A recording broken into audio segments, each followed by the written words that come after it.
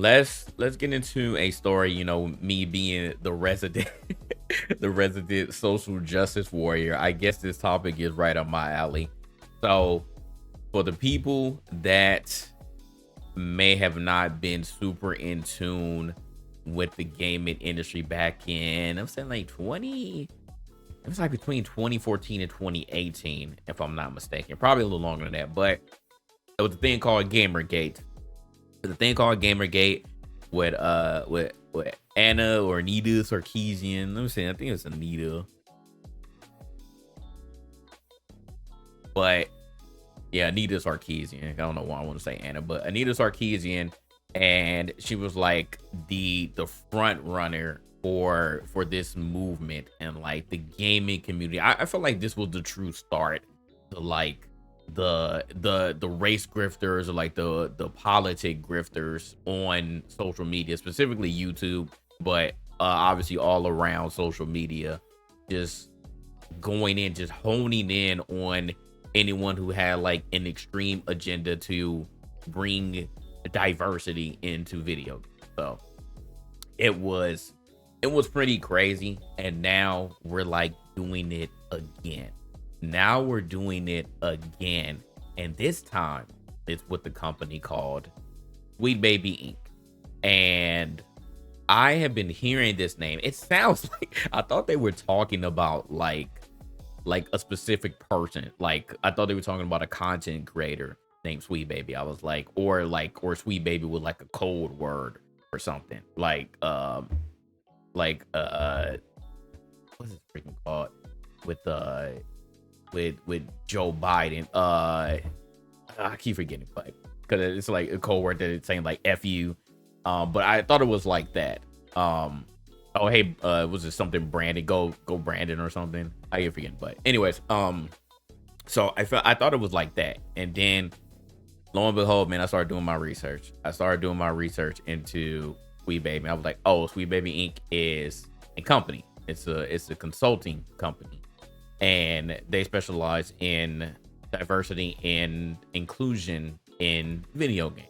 So like, okay, so why is everybody upset? Like, why do I keep hearing Sweet Baby Inc? Why do I keep hearing this over and over and over and over? So I was like, you know what? Let me do some research, because I need to see what's going on. I need to see what's going on and why, like, every time I look around, like, this keeps getting brought up. This keeps getting brought up.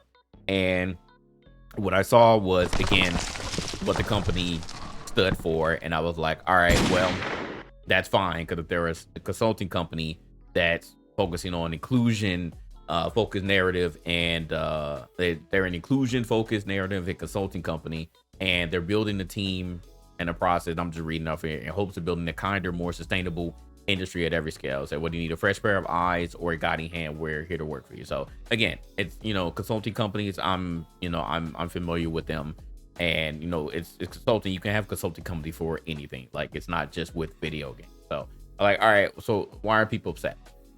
And so the first thing that I saw was it really started to rear its ugly head when these two games specifically came out. And one was Spider-Man 2, and the other one was Suicide Squad. Suicide Squad was the one that really broke the mold, because gamers were very, very upset at this game.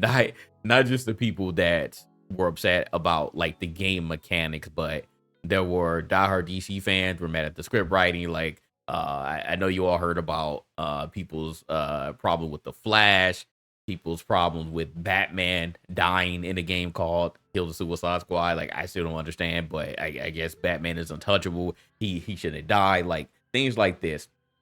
The weird dialogue that people saw in these games. So he said, "Poopy is cool. What up, Big Bizu?"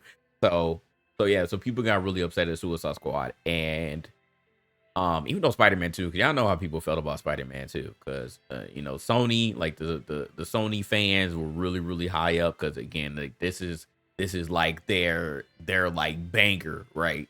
Spider-Man 2 was supposed to be the banger. So people left and right were saying, "Oh man, it's game of the year, game of the year, game of the year." And I said it on the podcast multiple times. I was like, I don't feel like this game is even close to even being in that conversation. More just because of the gameplay. Like, it didn't do anything innovative. It didn't do anything different from its first iteration. And lo and behold, when the actual Game Awards came, it didn't win anything. But again, people were hyping it up a lot because of expectations and just overall bias. So that wasn't, but people weren't really talking about as much of the dialogue in Spider-Man 2. They were talking more about just the gameplay and the fact that, oh, Mary Jane mission, they had Mary Jane missions again, which nobody liked in the first one, but they were like, oh, let's do it again. Let's add Mary Jane missions. And then the lack of Venom missions. What up, Dust? So these two games really brought to attention, I guess, for some people to look and be like, yo, all right, what's going on with these games, and why is the dialogue like this? Why are you forcing black people to be in our games? Spider-Man 2 also had, and I want to put attention because this had nothing to do with black people, but this has something to do with another demographic, which is Hispanic people. And they mistakenly, for Miles Morales, had the Cuban flag in his room instead of the Puerto Rican flag. Now, again, they're very similar, but have different color stripes. And that was a big oopsie, because it's like, Miles Morales is not Cuban, he's Puerto Rican. But it wasn't. The funny thing is, it wasn't really Hispanic people getting mad. It was white people, which I found strange. But but again, it was pointed out. It was like, all right, you put the wrong flag in there, so what the heck is going on? So anyway, so those were like the two biggest controversies, or three, I should say. It was the flag, because the flag was the first oopsie.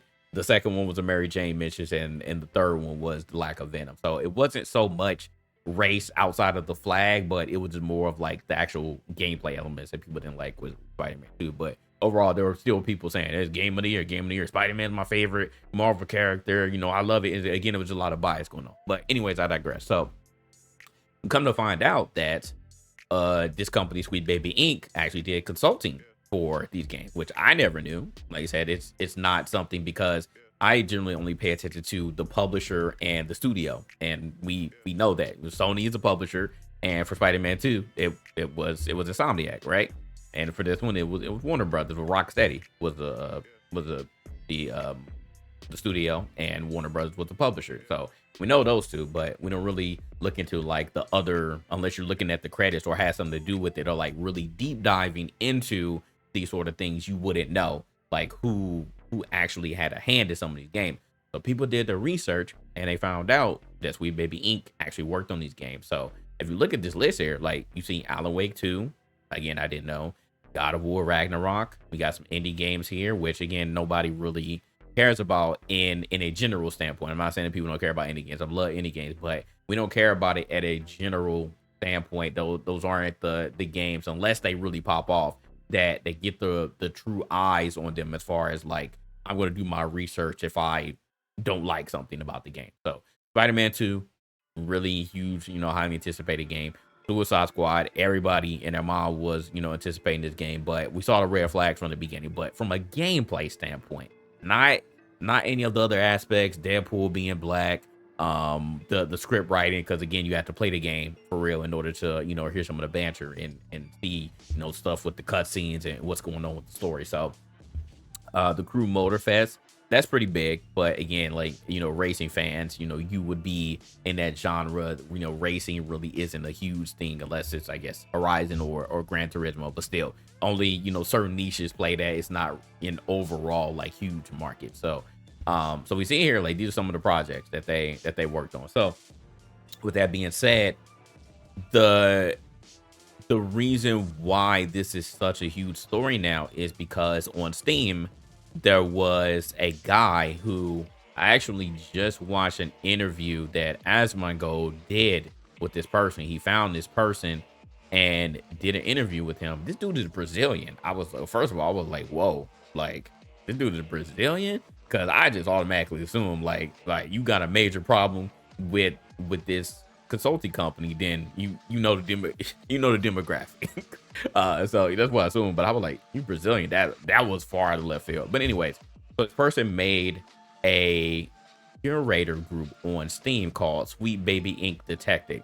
And again, just looking from the outside in, you're like, all right, if you made this curated group to detect, and literally what the name says, it made the group to detect games that Sweet Baby Inc. worked on. He said in the interview that all he wanted to do was just inform people who made who worked on these games, because not who made them, but who worked on these games. And Sweet Baby Inc. is currently the consulting target here, and currently the consulting target. So that's what he said was the point. He was like, it's not a crime to inform the public that Sweet Baby Inc. worked on these games, which is true. It's not a crime. It's not going after the Steam TOS. It's not violating any rules technically. And while I think that this person was genuine when I was listening to the interview, why I think this person was genuine with just wanting to, its goal was just to inform the people, it still puts a target on this company. Whether you did it intentionally or unintentionally, that was the goal, right? Like, the goal was to put this company on notice so that people can make their informed decisions. But right now, it's blown up past that. It's not just the regular consumer making an informed decision, like, oh, this company worked on this game in some form or fashion, well, I don't want to play it. Like, it's not that simple. Now it's going to, oh, now this is being weaponized.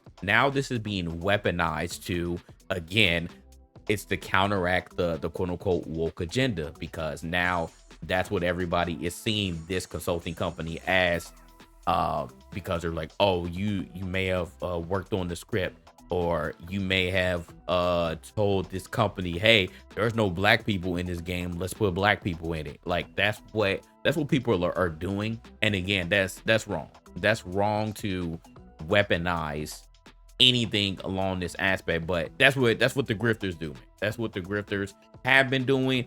And it's not just with video games. Obviously, we're in the video game community, so when something in video games happens, then that's where you're gonna go to first. But and they do it in movies. The most recent one was X-Men 97. I've seen the same suspects talking about Morph and LGBTQ. Like, it happens in all the industry, but video games is one of the most prominent ones that get a lot of attention, at least in our community. So that's what's happening now. And this curated group has over 100,000 members in it. And the reason why this got so much attention, because first of all, it blew up so fast, but second of all, some employees from Sweet Baby Inc. actually started, once they found out about it, they wanted to not only shut down the curator group, but also ban the creator. So that's why people are even more upset and further weaponizing this, saying Sweet Baby Inc. is bad and anything that they're doing is bad, because look at what's going on. Now they're going after everybody on the internet that has something to say about their consulting company and any of the work that they've done. And while I do agree that some of the employees should not be trying to, one, ban this group, and two, ban the actual creator off of Steam. Like, that's super extreme in my opinion. It's super extreme in my opinion to go that far. I think that's totally wrong. And I mean, all you did was just further awaken the dog. It's like it's a hit dog hollering at this point. It really is, because this specific area of I don't know what happened. Sorry. It flashed for a second, my camera. But that specific part of social media, very, very toxic. They claim that they're not, but they're very, very toxic, and it's very easy to weaponize their audience against any other agenda, because again, they're just always against the woke agenda. There are literally three things. There are three things that that this specific part of the community goes after every single time.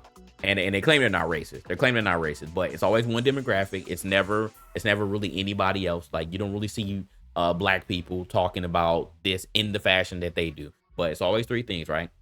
It's if you see black people in video games, oh my god, I'm triggered. It's woke. It's woke. If you see women who are the main characters in video games, oh my god, it's woke agenda. And if you see LGBTQ, those are the three things every single time that gets this community riled up. Every single time without fail. Shout out to Jericho for the resub. Appreciate it for the 33 months. But it happens every single time, bro. Without fail. And again, it's like the oppression Olympics. Once again, it's like that white people want to be, I'm not saying all white people, but certain white people want to be oppressed. I don't know why, but it's like, oh my god, how dare you put a main black character in this game? Oh my god, how dare you make a woman the main character in this game?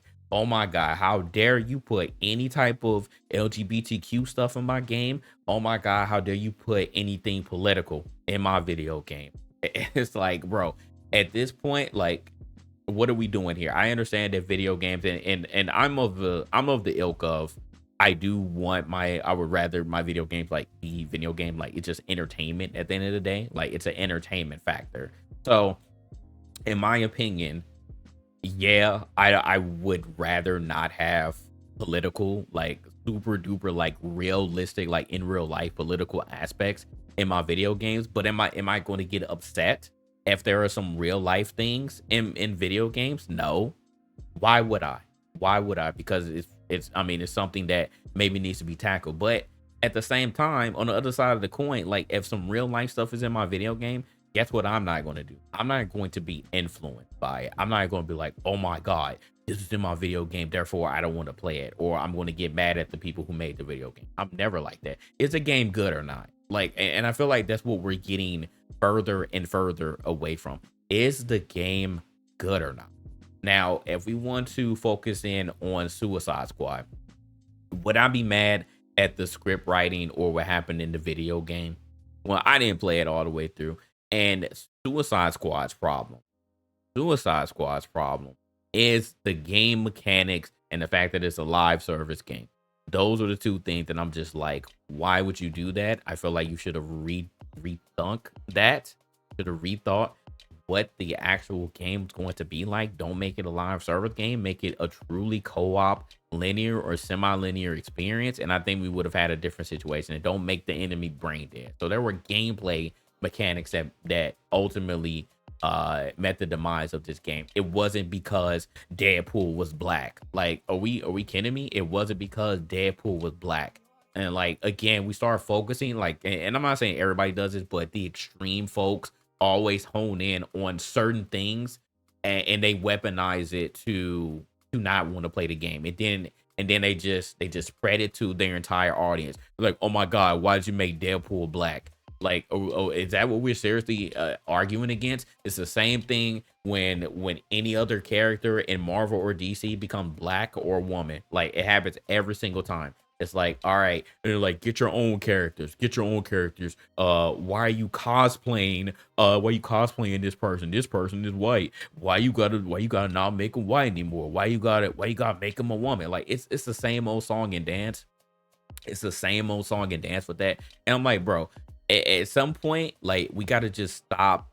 We gotta stop being upset at that, because and this is one thing that I've said before as well. Like, in video games specifically, I don't care if there are no black people or there are like not as many games with black main characters or women or LGBTQ. I don't really care about this stuff, because I mean, I've been playing games since I was 4. Like, I don't really care if I'm not represented, like, per se. Like, I don't play a lot of games where, like, oh man, like that, like they really look like me, or like I don't really care about that. As a whole. Like, I just care about if the story is good and if the video game plays good. That's what I care about. But I understand, and I'm not going to diminish the fact that, like, yeah, if you do see somebody that looks like you in the video game, that, yeah, like, it's going to be more relatable to you. But if we're talking about relatable, if you don't see, a lot of women in video games, or you don't see a lot of black people, whatever race, or you don't see people who are the same sex as you, then yeah, you would feel some type of way. And it's like, bro, all right, I'm tired of playing the same white male every single video game. Can you please come up with some different stories, or have some different main characters? I do understand why some people do feel like that, especially if you weren't playing games since its inception. Like if you started playing games now, if you're part of Gen Z, even at this point, Gen Alpha, like I understand why you would feel that way. But I'm of the ilk that I don't really care. Like me, for goodness sake, I play freaking Yakuza. I like playing games in feudal Japan. I'm not Japanese. I'm not Chinese. Like I play Wulong. Like I'm not those races, but I love those eras. Like I love those types of games. I think that they're cool. Like it but at the same time, like if I'm constantly seeing black people in video game, like it doesn't even have to be a main character, but if I'm constantly seeing black people in video games that freaking resemble Coltrane, like and this is one thing that I'm tired of. I'm tired of white people saying that oh man, we've had diversity in video games because we had freaking Coltrane in there. Do you know that Coltrane is a stereotype, bro? Like Gears, one of my favorite franchises, but Coltrane was a freaking black stereotype. Like there's no way to get around that. And it's like, bro, I'm not gonna be upset about it because again, it's all said and done. And at the time, I just found it funny. But when you think back, bro, he was a freaking stereotype. And Yakuza, they got a freaking character called Buster Holmes. It's like, bro, this is how the Japanese see us. So it's like, again, I'm not being upset, but I can see how somebody be like, bro, like, why you representing us like that? And this is why consulting companies like Sweet Baby Inc. and other companies, because I want to take it off of Sweet Baby Inc. because I feel like, again, because there are some more recent games that this company worked on, like Alan Wake 2, Spider-Man 2, Suicide Squad, God of War Ragnarok, that they're being singled out. And then of course add on to the fact that the employees are, lashing out and going after certain people, and also saying things that, borderline controversial. So I understand why they're being called out specifically, but they're not the only consulting company. But this is why consulting companies are needed when you have certain situations where, like, yeah, you want to make a game and you want to have black characters in there, and you may be a team full of white males, or just white people, period, and you don't know anything about how black people should be represented. This is exactly why consulting companies like this exist. So it's like newsflash. But now people are saying, okay, we don't really have a problem with the consulting company. We have a problem with the certain thing that they put in the game. And I'm gonna just be honest here.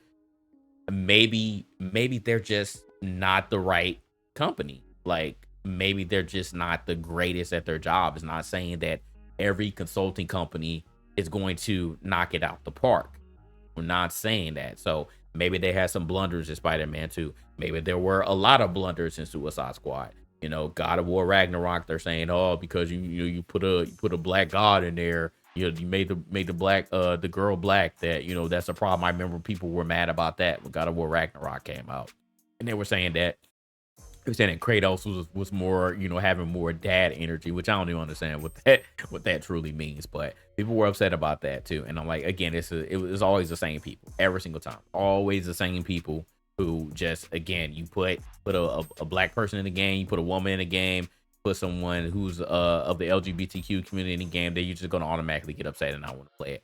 People got upset at Starfield because they had pronouns in there, things like that. Like it's just always one thing. I'm like, bro, again, are we playing video games or not? Because this is just getting ridiculous at this point. I ain't hear anybody say anything about Alan Wake 2. And it says here that Sweet Baby worked on the character arc, the voice, and sensitivity reading. So I ain't hear anybody say anything about that. So, whatever level of work that they did in these specific aspects, I ain't hear anybody say anything bad about Alan Wake 2. But apparently people have problems with God of War and Spider-Man 2 because of some things that Miles Morales said, and then Suicide Squad, a lot of the script writing and banter in there. So I truly don't know. I truly don't know. They're acting like Sweet Baby Inc. is just literally ruining every single video game that they touch, and that's not true. That's not true. I could see if Alan Wake 2 was also a flop. If Alan Wake 2 was also a flop, And God of War Ragnarok was not a flop either. God of War Ragnarok was not a flop. Spider-Man 2 was not a flop either. There were certain things that people were upset about, yes, but these three games alone, as far as their repertoire, what we see here, they weren't flops at all. Suicide Squad was the only like definitive flop here. So it's like, again, why are we getting on Sweet Baby Inc. and just saying that they're ruining all of these games? That is not fair at all to just say that. And also single them out like they are just single-handedly ruining every single game that they touch, and that they are that they're bullying their way into these studios to work on these games, because you have to have a black person in there, because you have to have a woman in there, because you have to have someone LGBTQ in there. But I'm not going to fully get into it. What I also saw was, there was some money. It's always money, right? It's saying that there was some money in play as far as Sweet Baby Inc. and potentially other consulting companies or companies period coming into these studios and almost demanding that there has to be some diversity and inclusion in your video game. I heard about ESG. I heard about ESG a lot. We heard about some other companies that were heavily investing into these video game companies. So I don't want to get into those because I'm not well versed on them, but I heard that too. So the only way that I can truly say that, like, hey, Sweet Baby Inc. and potentially other companies were coming in and like, hey, we demand to work on these video games. Like, if we find out like later on down the line or shortly here that ESG and these other companies that are investing has something to do with it, then I'll take everything back. But again, even if that was the case, and this was a money play, it's like, hey, if you let Sweet Baby Inc. or any other company that we work with put some diversity in these games or put some political aspects in these games, then we'll pay you X amount of dollars. Then, I mean, it's messed up, but I wouldn't be surprised. It's messed up, but I wouldn't be surprised at it. But then it also gets me thinking, why? Besides money, what is the true motive? Because I would think at the end of the day, if you're putting anything into this game, whether script writing, character arcs, actual characters, period, sensitivity reading, anything that Sweet Baby works on consulting wise, if you're putting anything in these games, why would they're acting like they intentionally want these games to be bad? The point is for these games to be good. Like, I don't understand it. They're acting like that these games are supposed to be bad. These games are automatically bad. They're not. Like, and I don't think that that's anybody's intention to make these games bad. And if it's something underground, like behind the veil that I just don't understand, then I'm never going to understand that. I'm never going to understand that, bro. So I don't truly get it. I don't truly get it. But again, I feel like at this point, Sweet Baby Inc. is not the only company that does things like this, but they're just the one that's being targeted right now. Some other people were saying that Sweet Baby Inc. also worked on Starfield and Forspoken. Because Forspoken and Forspoken was a big one. But they said that potentially got debunked because of IMDb. They said it was on IMDb. And they don't have any proof that Sweet Baby Inc. worked on it, but they do have proof that Forspoken, specifically that Black Girl Gamers worked on that one. And I was like, you know what, that actually it makes sense, because that script writing was terrible. I told y'all, a long time ago, like, Forspoken gameplay wise was decent, but that script and that whole story was terrible bad. It was bad. So again, that gives you another example of, Sweet Baby Inc. may not have worked on all these games or all these recent games, but you have other companies, other organizations that have done consulting on other video games, and you can see that, hey, they may not have struck it out the park. Maybe they weren't the best fit for that video game, for that studio. So, yeah, I don't want people to just focus on and hone on Sweet Baby Inc. is ruining all of these video games. Oh my god, I just don't want to play it. I don't want to play it because they have black people in there, because they have women in there, because they have LGBTQ stuff in there. And Sweet Baby Inc. was the one that forced them. They forced all these studios to put this stuff in the game. I don't think that's the case. And if that is the case, again, that's messed up. Like I said, if it is the case, that's messed up. But again, you're seeing a certain demographic that's constantly talking about this stuff. And again, they claim they're not racist. But why are you honing in on all of these things? And why do you see other people not really talking about it? Because again, we don't care, bro. We don't care. We just want the games to be good. Like, yeah, all right, it's a lot of politics in the game. So be it. Then don't play it. Then don't play it. We talk about voting with our wallets all the time, but y'all be picking and choosing what y'all wanna focus on. Y'all be picking and choosing what y'all want to spend money on and what y'all don't. And I've been preaching vote for your wallet for years. But look where we are now. Now we're literally in a part, and let's go ahead and segue because I think I'm done with this topic. But I think people need to just chill out. You know, if they're bad actors, they're bad actors. You know, at the end of the day, if they're bad actors, they're bad actors. And then we just gotta chalk it up. But if there's some other stuff in play, some money plays, and we're just going to gobble up every studio and just put some diversity and inclusion in every single video game, then I don't know what to say about that. But I don't think that every single game that this company specifically worked on is a flop, and I don't think that other games that other consulting companies may have worked on in when it comes to diversity and inclusion or flop. Like we just gotta take it out.